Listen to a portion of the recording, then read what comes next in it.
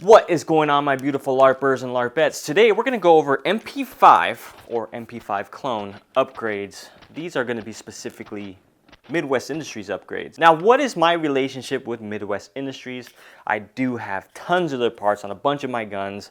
I have one that I'm going to show off. It's a rail that's on one of my other MP5s here that I did purchase, but a majority of these MP5 parts, they were given to me by Midwest Industries for this review. But first, I'm gonna get into this little one here and then move on to these other MP5s. This one here has their tri-rail, 1913 tri-rail here. Makes it look really aggressive. It's a really solid rail. Gives you a lot more space than the stock little plastic piece that you have here where you can't really put anything on there. But I have a enforced light under here. Gives it that, I guess, that surefire handguard look without really having that handguard. But this is for the K model, obviously, shorter barrel, but you can get them for longer versions. Now moving on to this top rail portion here, you got 1913 slots here for you can put your optic. Then you have this little M-lock slot, single M-lock slot right here. That way you can put a, I would just put a flashlight on here, because if you were to try to put a laser on here, it'll be really bulky for those controls there. It's just not a fun time. So I would just put an offset light this way on the right side, because again, if you put it on the left side, it's going to get in the way of that charging handle. Then you have that little screw up front there. Hopefully you can see it. That creates tension, so that way you don't have any flex on that metal piece up front. But really cool design, and cool that they give you an option to put a light on there. Like obviously I have the one down here, but say I wanted to put a laser on here, right? I would get rid of this enforce, put an offset light there, then I'll probably put the laser like on this 1913 section here, or at the bottom here, and have like a pressure pad on this side. So really cool adaptability that you can use with those, that combination right there. Moving on to the back, you got a 1913 butt plate here. And this one has a singular pin, and if you're kind of confused on why this is not like the K version 1913 adapter here, is because this is a reverse stretch model. So essentially they were making this into a K, and they said, hey, I don't want to cut that back end and weld some portions here, so they just left that alone, which I think is really cool, because you can now put the whole collapsible stock or brace option on here if you wanted to. Now moving on to this one here that I was showing in the beginning. This is the Century Arms AP5P, which is the K version of the MP5, right? And this one does have that 2-pin adapter right there in the back.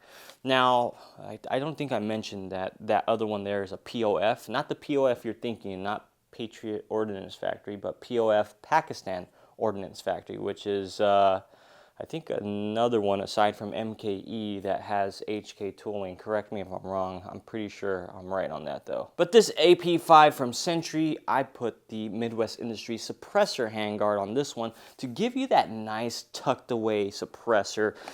If I can take this, you can see that the barrel is a good portion back, so that way you can go ahead and put your tri-lug suppressor or thread-on suppressor, and it gives you that nice tucked away SD integrally suppressed look, but it's not really, you know. But it gives you a whole lot of real estate to put accessories, lights, lasers, whatever the heck you want to put on here.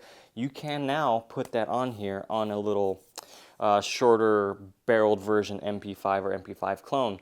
So this light here, I can still get to it, but I'm going to move that probably to the side, one of these sides here, and then I'm going to probably put a laser right here. I think that 1913 section here at the front is really convenient to add a laser up there if you needed to. And again, you can put a grip or a hand stop or whatever you need on this handguard. Now, it was not difficult to install. You just have to follow the directions that they give you in the box, because I'm an idiot and I try to skip ahead because I feel like I'm a know-it-all sometimes, and I screwed up and put Loctite on this collar here, and it was supposed to be done after the fact or before the fact, something like that, and it wouldn't fit on there, so I had to take it all apart and do it the proper way you're supposed to when you first get this thing. So read the directions and do it the way they say on the paper. But this rail is a little bit more thick than normal, which again, you're trying to tuck that suppressor away, so it makes sense. And but it's still comfortable, and you get, like I said, M-lock slots all through that, so you're not gonna have any issue putting any type of accessory on there. Moving on back, I have that same top rail that's on the other POF down there, and again, has that same single section there. I don't really know what I would use it for on this one, since I have this big rail on here now. I wouldn't really need that for anything. Maybe, yeah, maybe a pressure pad or something like that, but it's still cool to have the convenience of extra M-lock slots on a platform that doesn't really have a whole lot of real estate to work with. Moving on back, like I mentioned before, I have this adapter plate here, 1913 adapter plate with the 2 pins, and then I have this beam brace portion here. This is what they call the beam brace adapter with the Midwest Industries arm brace right here. Very, very solid brace, and a very comfortable cheek weld that I can get on here because it's nice and rounded off here. It also comes with a couple of QD attachment points. You got one on the right, one on the left, then you have the one on the actual brace itself. This brace is metal, as well as this beam here, and then it also folds to the left there. Now, this is one of the issues I'm having here. So as you heard, it's hitting metal on metal, and you can see right there, I have a little bit of marring because of this screw that's smacking against the receiver. So I'll probably put a piece of tape or foam or something there, so that way it doesn't destroy it too bad. But aside from that, it is a very solid lockup and very comfortable brace. Now, moving on to one of the clones that I didn't show you guys on video is this Zenith ZF5 right here. This is the American-made Zenith, and I only have one Midwest Industries part on here, and this is the one I purchased a while ago. But this Midwest Industries part here is very thin comparing it to the suppressor one here. You can see the thickness right there, but that's because this one is putting a suppressor on the inside of the rail, as opposed to this one sits behind the barrel there. But if you're not into that feeling there of a thicker rail, you can go ahead and get this rail here that does have tons of M-lock slots around it, and it is a lot smaller feeling rail. Now, lastly, I'm going to show you guys one part that I did not show on video as well, is the Alpha stock here from Midwest Industries as well. This Alpha stock here, I did not put it, it was supposed to go on this little one here, that one, but unfortunately I couldn't get the brace adapter and brace in time for this video, so I went ahead and just didn't film it just because, you know, ATF reasons, thank you. So I just went ahead and put it on this rifle here for demonstration purposes. So the back butt plate here is adjustable. You have 2 screws that you take out, and you can move that up and down 1, 2, 3, 4, 5 different positions. Rubber butt pad. Then you got adjustability with the cheek weld right here, as well as adjustability with the positions on collapsing that, or the length of pull position. Sorry, I was trying to find the words there. But length of pull, adjustable. This one also folds to the left, as you can see here, and it has a rubber butt pad where it's not going to mar it up like the brace that I have over there. And solid lockup as well, super comfortable. That cheek weld, I just put it up a little bit so that way you can see the adjustability aspect of it. And if I didn't mention this, you can switch it to fold to the right side as well. There's a screw in there that you can just flip this bracket around and fold it that way. And you also get an QD attachment point on the right and on the left of this one, and you also have one right there. I also think this looks really cool. The design of it just looks super how can I say, Zentico-y. It looks really, really cool.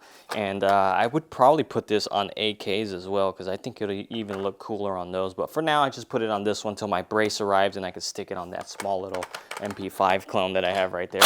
But that pretty much does it, guys. I think my favorite upgrade that I put on these MP5 clones is this suppressor rail here, just for the fact that I can get a lot more real estate now. It's just, I used to just have this portion here, and now it gives me that whole, it's just got a whole vibe going to it, guys, and it just feels really, really nice. And then on top of that, shooting this I think I shot around like 500-600 rounds through this one and the other one, and I just did not have any issues with it burning my hand. Again, granted, it was pretty cold outside, but still, usually when I'm shooting with a suppressor, I can feel the heat coming off of that can, and I did not have any issues with my hand burning on this rail. But what do you guys think about Midwest Industries parts, or these parts specifically? Do you think they're useful, or do you think they're kind of pointless on MP5 or MP5 clones, because some people just like the traditional look?